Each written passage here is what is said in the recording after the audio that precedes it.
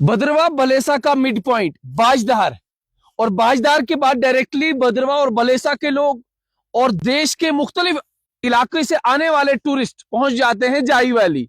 इस जाई वैली को कनेक्ट जब बलेसा से गुंदोजाई रोड करता है और भद्रवाह से चिंता वैली से लोग आना शुरू करते हैं, और जब भी बर्फबारी का मौसम आता है या ज्यादा बर्फबारी हो तो ये दोनों सड़कें बंद हो जाती हैं और टूरिस्ट का फ्लो भी जाई घाटी में बहुत कम होता है।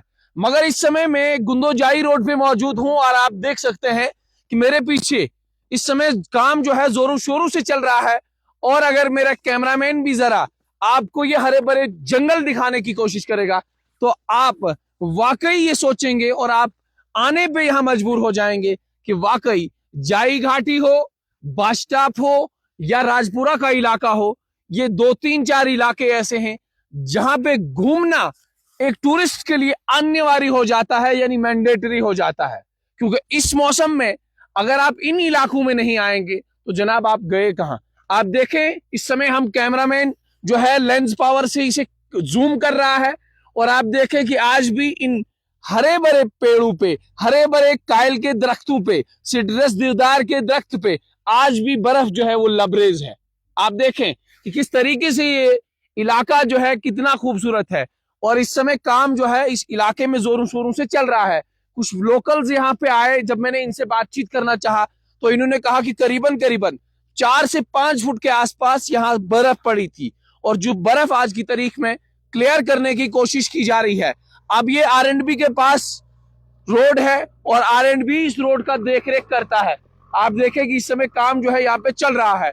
आज बहुत सारे लोग इस इलाके में आए हुए हैं, चाहे हम RDD डिपार्टमेंट की बात करें या फिर हेल्थ डिपार्टमेंट की बात करें या अन्य और जितने डिपार्टमेंट हैं, उन तमाम डिपार्टमेंट से लोग यहाँ आए हैं।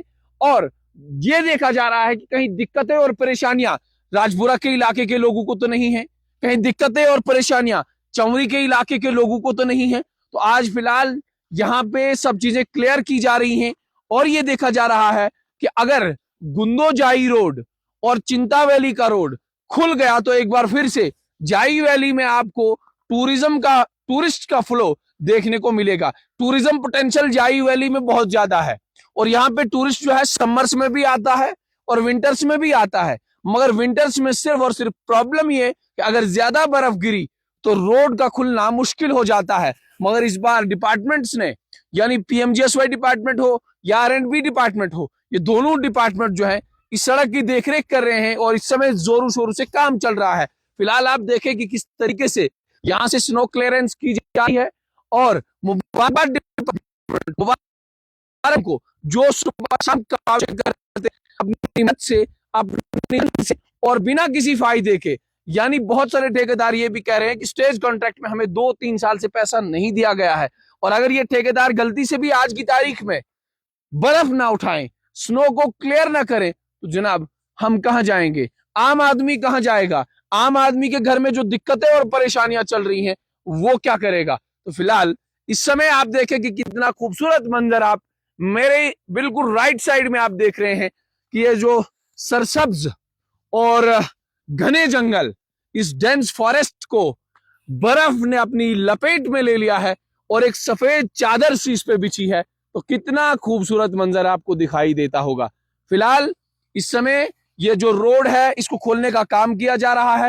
शायद आइंदा आने वाले वक्त में अगर बर्फ ना हुई तो आप जरूर जाई घाटी में एक बार जाई घाटी का मंजर देख सकते हैं। अगर ये रोड थ्रो होगा, अगर ये रोड पे दोबारा से बर्फबारी नहीं गिरी तो फिलहाल आप जा सकते हैं जाई घाटी।